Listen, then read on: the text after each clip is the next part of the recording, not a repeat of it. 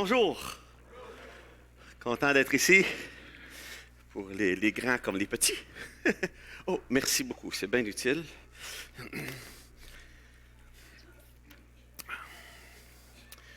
Nous sommes dans la période de l'Avent. L'Avent. Dans le calendrier de la chrétienté, l'Avent, ça correspond aux 4 semaines qui précèdent Noël. 4 semaines avant Noël où on se prépare à la venue du Sauveur.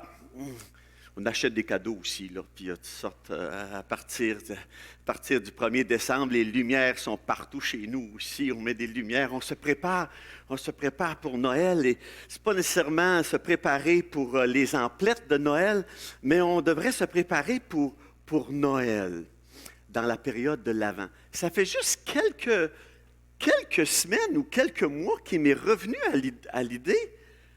Je pensais que la période de l'Avent, c'était avant Noël, évidemment. Alors, je lisais avant, puis c'était écrit A-V-E-N-T. J'ai dit, ben, sais-tu quoi? C'est une faute d'orthographe, ça. Avant, c'est A-V-A-N-T. Ça fait juste quelques semaines que je vérifie que pourquoi c'est V-E-N-T. Alors, je regardais avant, et ça vient du mot latin adventis, qui veut dire venu. Alors, évidemment, les 4 semaines de l'Avent, c'est pour nous préparer à la venue du Seigneur Jésus. Mais on est en 2019 et il est venu. L'Avent, c'est d'abord un appel à l'espérance messianique. Il y a 2000 ans, la nation d'Israël, elle attendait de tout cœur la venue du Messie. Le Messie qui était supposé venir pour les délivrer de leurs oppresseurs. Même, Dieu avait averti un homme du nom de Siméon, on le voit dans Luc au chapitre 2, et Dieu avait averti Siméon en disant, « Tu ne mourras pas, que tu vas voir le Christ de Dieu, que tu vas voir le Messie. » Et à la naissance de Jésus, et lorsqu'il a été présenté au temple, Siméon l'a accueilli, et il a dit, « Seigneur, maintenant tu peux laisser aller ton serviteur aller en paix parce que mes yeux ont vu ton salut, selon ta parole, selon ta promesse, mes yeux ont vu ton salut. » Siméon attendait le Messie. Mais je me demande aujourd'hui, nous autres, là, qu'est-ce qu'on attend maintenant? Siméon, lui attendait la consolation d'Israël, nous dit le Luc 2, 25. Anne, qui était là depuis plusieurs années, nuit et jour, elle priait au temple, elle attendait la délivrance de Jérusalem. Et cette attente-là de la délivrance d'Israël, de la consolation d'Israël, ça les faisait vivre jour après jour. Et ça a été comblé, cette attente-là, par la venue de Jésus. Mais pour nous, Jésus, il est venu, il a vécu, il a accompli le salut par sa mort sur la croix, il est reparti. Est-ce qu'on a encore quelque chose à attendre? Amen! Est-ce que l'Avent, c'est l'Avent qui vienne sur la terre dans une crèche à nouveau? Non! Mais alors, quelle espérance nous fait vivre? Quelle espérance nous fait regarder le futur avec optimisme? Et quelle espérance nous fait transporter d'une semaine à l'autre, en dépit de circonstances qui peuvent être difficiles? Vincent, Lise qui mentionnait, qu'est-ce qui me fait espérer encore? Comme Siméon, comme Anne, comme l'apôtre Paul qu'on va regarder ce matin. Parce que j'aimerais regarder avec vous cette espérance de Paul pour nous encourager à nous aussi continuer à lever les yeux vers le ciel et dire comme Paul, Maranatha, le Seigneur vient. Ou encore la prière, Maranatha, viens, Seigneur Jésus. Alors on va tourner dans Romains au chapitre 8. D'abord, on va prier. Oh Seigneur, merci encore pour la joie d'être parmi ton peuple ce matin. Se réjouir encore ce matin de ce que tu as fait et de, Seigneur, espérer tes promesses. Seigneur, merci d'être présent parmi nous. On veut veux te prier ce matin que tu remplisses nos cœurs de cette espérance qui vient de toi, afin qu'on puisse vivre aujourd'hui, demain, en attendant que tu sois là, présent parmi nous. Alors Seigneur, parle à nos cœurs ce matin, encourage-nous, donne-nous cette espérance qui vient de toi. Et nous te prions au nom de Jésus. Amen. J'aimerais lire Romains au chapitre 8 et les versets 18 à 25. Il est écrit: « J'estime que les souffrances du temps présent ne sauraient être comparées à la gloire à venir qui sera révélée pour vous. Aussi la création attend-elle avec un ardent désir la révélation des fils de Dieu.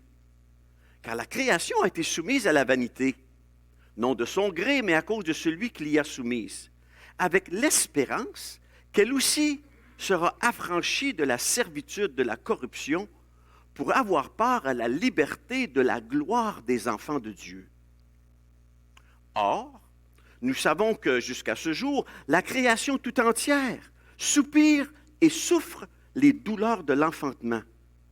Et ce n'est pas elle seulement, mais nous aussi, qui avons les prémices de l'Esprit, nous soupirons en nous-mêmes en attendant l'adoption, la rédemption de notre corps.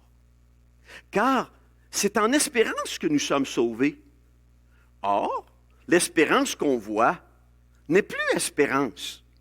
Ce qu'on voit, peut-on l'espérer encore? Mais si nous espérons ce que nous ne voyons pas, nous l'attendons avec persévérance. Quel beau texte. Quel beau texte sur l'espérance. Et ce texte-là est rempli de mots qui sont forts, qui sont chargés de sens. D'abord, le mot « attendre ». Aussi, la création attend-elle. Nous soupirons en nous-mêmes en attendant l'adoption. Et nous espérons ce que nous ne voyons pas, mais nous l'attendons avec persévérance. Attendre. Dans le grec, ça donne l'idée de fixer les regards vers l'avant avec patience, avec persévérance. Attendre, c'est se concentrer sur l'objet que l'on attend. C'est se concentrer pleinement de sorte que je ne me laisse pas détourner de tout ce qui pourrait me détourner de l'objectif. Nous soupirons en attendant l'adoption. Dans les années précédentes, j'étais gardien de but au hockey. Moi, j'aime le hockey. Je l'aime encore. Je me suis débarrassé de mon équipement de gardien de but juste l'année passée. Puis c'est mon gendre qui l'a mis sur Kijiji parce que ça me faisait trop de peine de voir tout partir, mes jambières, mes mitaines, mon masque, tout ça. Mais un gardien de but, ça l'attend de cette manière-là. Je ne sais pas si vous voyez les gardiens de but quand vous regardez la TV, est-ce qu'ils s'accrochent sur le bord de l'affaire puis ils attendent une rondelle, paf, le bloc, paf, comme ça. Est-ce qu'ils attendent comme ça? Non, moi, quand j'ai appris à garder, c'était très clair. Mon corps doit toujours être perpendiculaire à la rondelle. Je dois suivre. Rien ne doit... Je ne dois pas dire bonjour à la petite madame qui dit « Hey, go, vas-y, vas-y ». Je dois me concentrer. Je dois fixer constamment pour être prêt, pour attendre l'objet qui s'en vient vers moi. C'est pas quelque chose qu'on dit, bon, ben, ça va-tu venir à un moment donné? Oh, quand ça viendra, je me placerai. Non, il faut attendre de cette manière-là, avoir les regards fixés vers l'avant, se concentrer sur l'objet qui est attendu, puis ne pas se laisser détourner par toute autre chose. Et Paul de dire, nous attendons l'adoption. Nous attendons il dit, nous l'attendons avec la création attend elle aussi, mais nous l'attendons avec persévérance. Le verbe attendre 3 fois dans notre texte. Dans notre texte, il nous est dit aussi, la création attend avec un ardent désir. Un mot qui se trouve seulement 2 fois dans le Nouveau Testament. Mais encore cette notion de grande anticipation. On attend avec grande anticipation, avec une ferme espérance. En fait, le seul autre endroit où c'est écrit dans le Nouveau Testament, ce mot-là est dans Philippiens 1,20. Et Paul dit, c'est notre ferme attente. nous attendons, nous fixons nos yeux vers l'avant avec grande anticipation, avec un ardent désir. Et le mot espérer, 6 fois dans notre petit texte, une fois ici et 5 fois dans les 2 derniers versets. L'espérance. Un mot qui parle d'une attente confiante, d'une attente sûre. Mais souvent, ce n'est pas perçu parmi nous comme quelque chose de si sûr. Souvent, on parle de espérer comme quelque chose qui est incertain, quelque chose qui est vague. J'espère que ça l'arrive. Si je vous posais la question, est-ce que votre femme vous aime? Et que vous me répondiez, j'espère. Ça me susciterait un peu d'inquiétude. Si vous demandez à votre planificateur financier ou à votre chirurgien, s'il est un bon chirurgien ou un bon planificateur financier, puis qu'il vous dit, j'espère, je ne sais pas, moi je vais avoir besoin de chirurgien bientôt, on m'a dit là. Puis là, si espère juste faire une bonne job, ça va peut-être, ça me donnera pas une très grande espérance en réalité. Si je vous pose la question, êtes-vous un chrétien? Puis que vous me dites, j'espère. Bien, je pense que j'aimerais passer un peu de temps avec vous pour vous encourager à regarder à Jésus, puis à trouver en lui non seulement une espérance incertaine, mais une assurance pleine. J'espère vivre 100 ans. Ça c'est de l'espérance qu'on a aujourd'hui. Incertain. J'espère que les Canadiens gagnent la Coupe Stanley. Mais ça, c'est encore plus incertain. Pourtant, l'espérance chrétienne, et ce n'est pas de ce type d'espérance-là dont on parle. La Bible, elle parle de l'espérance chrétienne comme une ancre de l'âme, solide et sûre, plutôt que d'un vœu pieux. J'aime Hébreux 11.1, vous le connaissez par cœur aussi. La foi est une ferme assurance des choses qu'on espère. Des fois, j'aime virer les choses à l'envers quand ça veut dire la même chose. Je pourrais dire l'espérance est la ferme assurance des choses qu'on croit. Est-ce que vous avez cette ferme assurance dans les choses que vous croyez? L'espérance. L'espérance, c'est une des 3 grandes vertus cardinales du christianisme. C'est une vertu fondamentale, une vertu cardinale. Et dans 1 Corinthiens 13.13, il nous dit que ces 3 choses demeurent, la foi, l'espérance et l'amour. On serait peut-être porté à penser que la foi, c'est très, très, très important. L'amour, c'est très, très, très important. Puis, coincé entre les deux, bien, il y a l'espérance. Est-ce que c'est aussi important?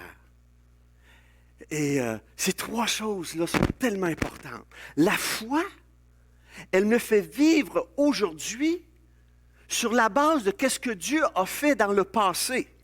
Je vis par la foi avec l'assurance que Dieu est venu et il a agi à mon égard. La foi me fait vivre aujourd'hui sur la base de ce que Dieu a fait dans le passé. Mais l'espérance, elle me fait vivre aujourd'hui aussi, mais avec la promesse de ce que Dieu en réserve pour moi.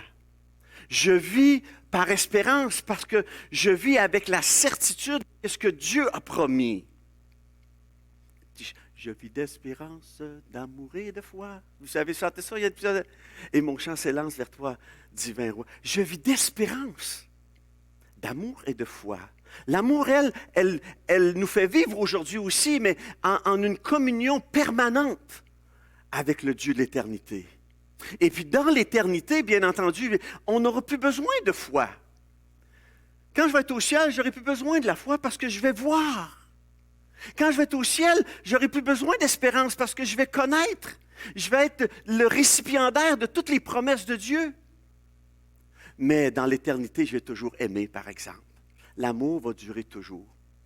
C'est pour ça que le texte nous dit, il y en a 3, mais l'amour est la plus grande de ces choses, c'est l'amour. Alors l'assurance de Paul, elle consistait dans un ardent désir, dans une attente qui était ferme, dans une anticipation des promesses de Dieu qui étaient telles qu'il allait être capable de mettre toutes les autres choses de côté qui auraient pu détourner son attention, et il attendait avec un désir. Ça va-tu mieux comme ça? Tant que je ne pogne pas de choc, non? Il va attendre avec un vif désir, avec patience, avec persévérance. La semaine passée, nous, Alma et moi, on assiste à l'église de Chauveau quand on n'est pas, quand on prêche pas ailleurs, à Québec. Et le pasteur parlait de Habakkuk et les souffrances du temps d'Habakkuk. Je n'ai pas le temps de faire le contexte, mais Habakkuk, il entend de la part de Dieu que la nation d'Israël, de Juda, va être déportée, puis que Dieu va juger son peuple à travers une nation qui est encore pire qu'Israël. Mais il lui fait une promesse. Puis il dit, écris la prophétie. Il dit, grave-les, là, puis assure-toi qu'elle soit lisible pour tout le monde. Parce que cette prophétie-là, elle marche à son terme. Cette prophétie-là, elle ne mentira pas. Puis il dit, si elle tarde, continue de l'attendre, attends-les, car elle s'accomplira certainement. Ça, c'est le style d'espérance que Paul avait. J'attends avec certitude, avec persévérance, parce que Dieu va accomplir ses promesses. Alors l'espérance, c'est une vertu cardinale du christianisme. Mais l'espérance aussi, c'est une manière de vivre. Vivre en espérant. C'est notre titre. Oh, je vais arriver dans quelques instants, ça. L'espérance est une manière de vivre. Le texte nous disait, c'est en espérance que nous sommes sauvés. Pourtant, on dit souvent, c'est par la foi que nous sommes sauvés. Et c'est vrai, c'est par la foi que nous sommes sauvés. Mais nous avons été sauvés de manière à espérer. Quand Dieu m'a sauvé il y a plus de 40 ans, il ne m'a pas donné tout l'héritage tout d'un coup. Il ne m'a pas fait vivre tout ce que j'ai eu, je serais mort là. Il y en a bien trop. Jésus, avant de partir, il disait à ses disciples, j'ai bien des choses à vous dire, mais vous n'êtes pas capable de le retenir présentement. Le Saint-Esprit va prendre son temps, puis il va vous en parler un peu plus tard. Mais lorsqu'on a été sauvés, on a été sauvés parfaitement, mais c'est en espérance aussi qu'on a été sauvés. On a été sauvés de manière à espérer. L'espérance, c'est notre mode de pensée. C'est doit être l'attitude qui caractérise cette personne sauvée. Paul il disait, si c'est dans cette vie seulement que nous espérons en Christ, nous sommes les plus malheureux de tous les hommes. Si notre espérance est juste basée de ce que Dieu nous donne ici-bas, on va être les plus malheureux des hommes. Parce qu'il y a bien mieux pour nous. Et on est en espérance, nous avons été sauvés pour continuer d'avoir une mode de pensée qui est basée sur l'espérance. C'est l'espérance qui garde le croyant en vie, même là où il y a les pires souffrances. C'est notre espérance qui nous garde sur nos orteils à regarder vers l'avant, à nous faire vivre. C'est l'espérance qui nous permet de considérer même les souffrances présentes à la lumière de l'éternité. Ce que Paul disait au début, j'estime que les souffrances du temps présent ne sauraient être comparées à la gloire à venir. Je suis capable de supporter les souffrances du temps présent parce que j'ai les yeux fixés sur qu'est-ce qui s'en vient dans l'avenir. Paul dit ça à quelque part d'autre dans 2 Corinthiens 4, 17. Il dit, car nos légères afflictions du moment présent produisent pour nous, au-delà de toute mesure, un poids éternel de gloire. Je voulais vous parler ce matin d'un monsieur qui s'appelle Viktor Frankl. Oh, je voulais m'excuser en parenthèse. La dernière fois que j'ai enseigné ici, j'ai parlé de Jean Coutu, le comédien. Et mon épouse a suivi ce que j'étais en train de dire, puis elle a dit, Jean Coutu, c'est aussi un pharmacien. C'est deux personnes différentes. J'avais parlé, c'est pas un pharmacien, c'est un comédien, mais c'est pas correct. C'est un comédien et c'est aussi un pharmacien qui est encore vivant. Le comédien, lui, est mort depuis une petite secousse. Mais j'aimerais vous parler de Viktor Frankl ce matin. Viktor Frankl, il était un jeune médecin autrichien. Il était juif, bien, il est juif, il est décédé maintenant, mais il se spécialisait en psychiatrie autour de la Deuxième Guerre mondiale, 1939-1945. Et puisqu'il était juif, il a été arrêté à Vienne avec sa femme, elle avait 23 ans, avec ses parents, avec son frère. Il n'a jamais revu sa femme, il n'a jamais revu ses parents, il n'a jamais revu son frère. Ils ont passé dans les fours crématoires, ils ont passé. Et lui, il est resté 3 ans dans différents camps de concentration nazis, dont Auschwitz.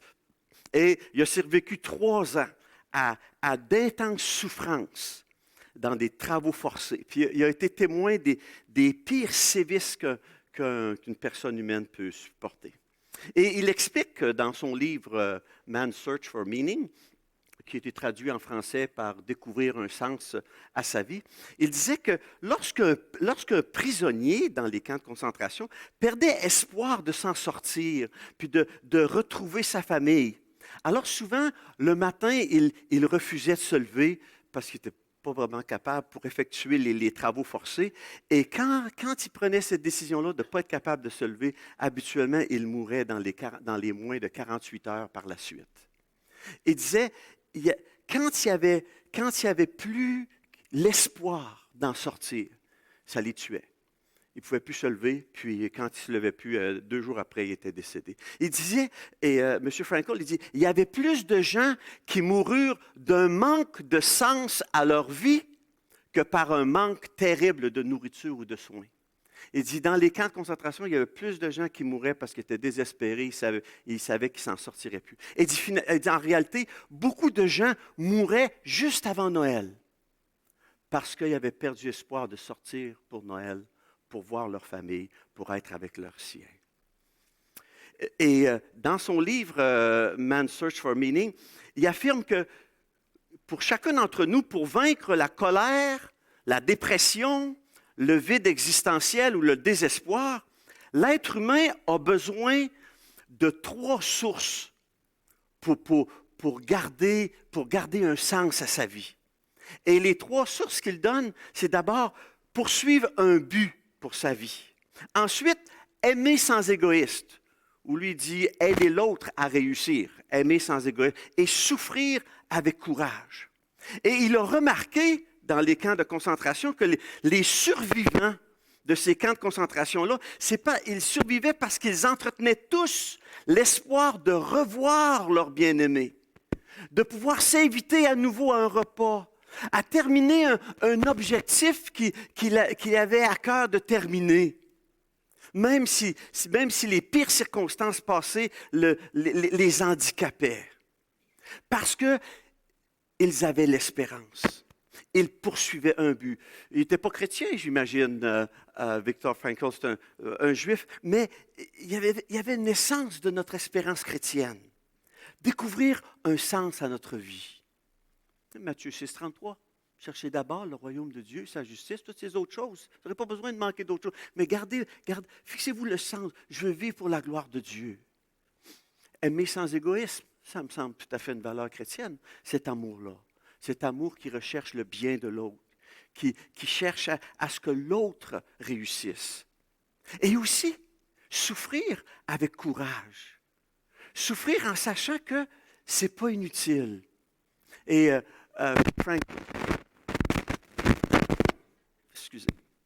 Frankl, il parle de Nelson Mandela, qui a été longtemps en prison, parce qu'il était noir, et l'apartheid en Afrique du Sud. Et il était capable il était capable de soutenir toute cette injustice-là. Parce qu'il avait à cœur d'inspirer le pardon pour les autres. Puis il a fait toute une différence après, quand il est sorti. Vous connaissez Corrie ten Boom? Elle aussi, elle était dans des camps de concentration. Et elle a subi des souffrances terribles. Mais elle avait le but de poursuivre. Je vais pouvoir partager aux autres après la réalité du pardon. la puissance du pardon. Comment Dieu peut nous soutenir parce qu'elle a été pardonnée, elle pouvait pardonner. Frankl écrit, « Une personne peut vivre avec son passé, quel qu'il soit, si elle a un sens de son avenir. » Et nous, en tant que croyants, c'est tout à fait vrai. L'espérance que nous avons doit être notre manière de vivre, doit être notre mode de pensée. Nous attendons fermement dans les promesses de Dieu. Mais c'est quoi alors notre espérance? C'est quoi vivre l'espérance chrétienne? Parce que le chrétien, en réalité, il vit dans une tension entre les choses qui sont déjà accomplies et les choses qui ne sont pas encore réalisées. Et l'espérance chrétienne, elle jouit de ces deux éléments-là. C'est pour ça que dans notre texte, il nous est mentionné, l'espérance que l'on voit,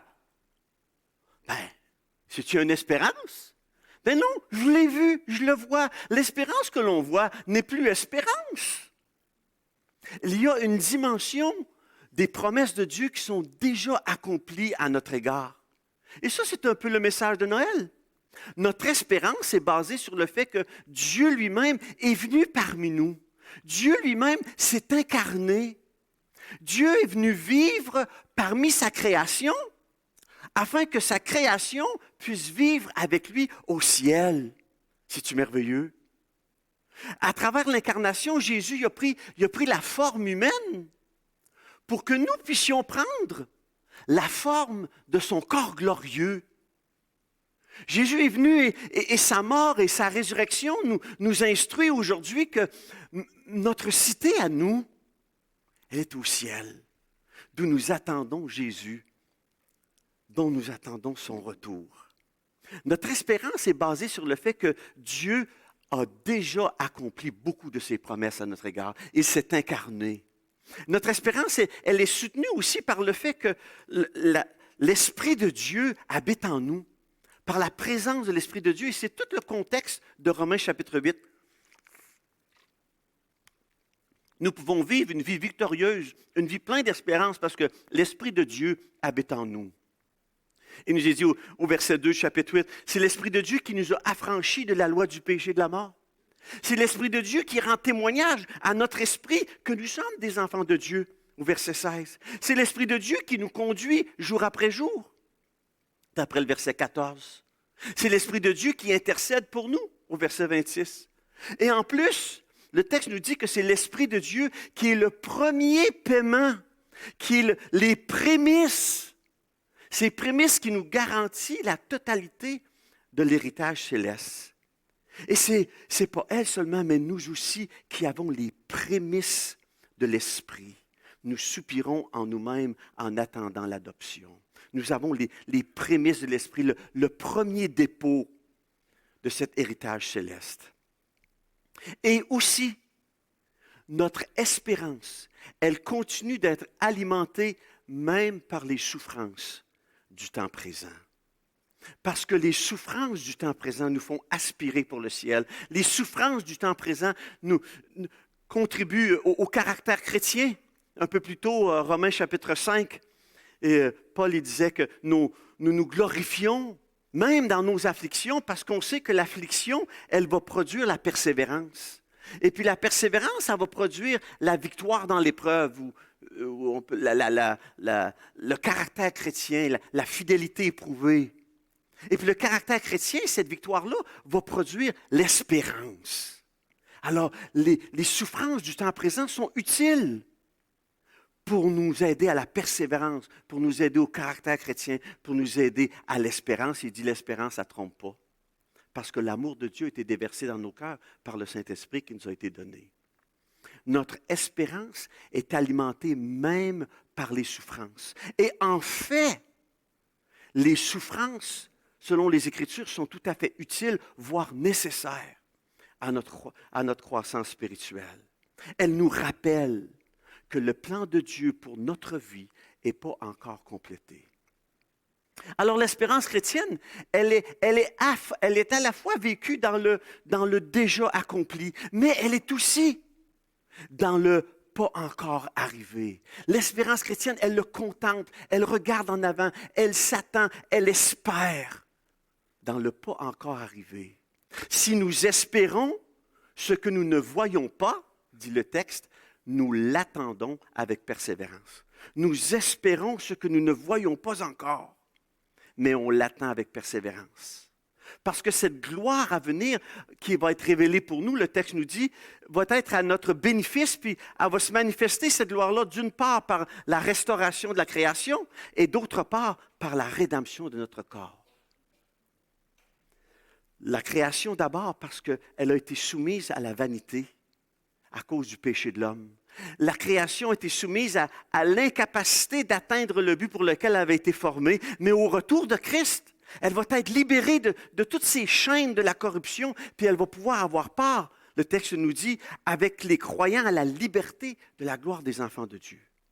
La création, elle attend elle aussi. Elle est avec nous et elle attend le retour de Christ. Et pour nous-mêmes aussi, au retour de Christ, Christ va transformer nos corps. Le corps de notre humiliation, dit Paul dans Philippiens chapitre 3. Et il va le rendre semblable au corps de sa gloire. Et à ce moment-là, on va jouir de la pleine possession des droits, des promesses, des privilèges d'être fils de Dieu. Le plein héritage d'être un enfant de Dieu. Et ce renouvellement de toutes choses, bien, il va débuter avec le retour personnel en gloire du Seigneur Jésus. Quelle est notre espérance? Oui, que le Seigneur revienne. Maranatha, viens Seigneur Jésus. Et ça, c'est l'objectif principal de notre espérance. Voir Jésus face à face, voir Jésus dans sa beauté. Quand Jésus est parti, Actes chapitre 1, verset 11, à l'Ascension, des anges sont apparus puis ont dit, ce Jésus qui a été enlevé au ciel du milieu de vous, viendra de la même manière que vous l'avez vu allant au ciel. Ce Jésus qui est monté, attendez-le, parce qu'il va revenir. Il va revenir de la même manière. Merveilleuse espérance que nous avons en Jésus-Christ. Alors Dieu, ce matin, nous appelle à continuer de espérer en attendant. Jésus, il est venu humble dans une crèche, complètement dépendant des mains humaines. Mais ce même Jésus-là, il revient, et je veux l'attendre. Il revient glorieux, puissant, régnant sur notre terre. Et bientôt, lorsque Jésus revient, nous serons transformés à son image. Puis on va partager l'éternité en sa présence. Oh, que je prie que Dieu puisse nous habiter de cette espérance patiente et persévérante. Jean dit, quiconque a cette espérance en lui se purifie, comme il est lui-même pur. Alors mes souhaits de Noël pour vous se trouvent aussi dans Romains au chapitre 15, verset 13. Quand cette période des fêtes qui commémore la première venue de Jésus, bien que le Dieu de l'espérance nous remplisse de joie, de paix, de foi et d'espérance. Le souhait de Paul, c'est que le Dieu de l'espérance vous remplisse de toute joie, de toute paix, dans la foi, pour que vous abondiez en espérance par la puissance du Saint-Esprit. Et ce matin, on est invité à célébrer la table du Seigneur. Et je trouve ça tellement approprié avec cette notion de l'espérance que nous avons. Parce qu'avant qu'il revienne, nous l'attendons, nous attendons. Le Seigneur nous a dit de faire ces choses en mémoire de lui et de continuer de le faire jusqu'à ce qu'il vienne. Attendre en espérant. Espérer en attendant. Vivant dans l'espérance. Je ne sais pas, est-ce que c'est Pierre et Diane qui sont ou d'autres qui viennent pour la table du Seigneur? La table du Seigneur est vraiment ce moment encore de vision, de ce que Jésus a fait dans le passé. Il est venu, il a offert sa vie, il s'est incarné, reflété dans le pain, il a versé son sang, reflété dans la coupe. pour nos péchés, pour notre salut. La table du Seigneur est aussi une vision d'aujourd'hui. Elle nous rappelle la communauté chrétienne. Paul il dit, celui qui mangera sans discerner le corps du Seigneur, mange et boit un jugement contre lui-même. Et le corps du Seigneur, il est là, il est ici. J'aimais tellement entendre les partages ce matin, qui disaient, j'ai appris à découvrir l'Église, parce que ça l'est le corps. Alors quand je prends la table, quand on se rassemble pour la table du Seigneur, on partage au sein du corps de Christ. Et c'est pour ça que les gens qui partagent sont des gens qui ont reçu Jésus-Christ, pour lequel ça veut dire quelque chose.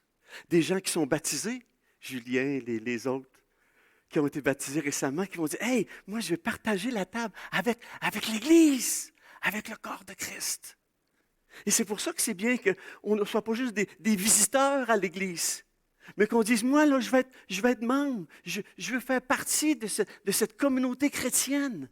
C'est l'Église, c'est là où Dieu m'a placé, parce que je veux être conscient du corps de Christ quand je parle à la table du Seigneur. Et c'est aussi une vision du futur.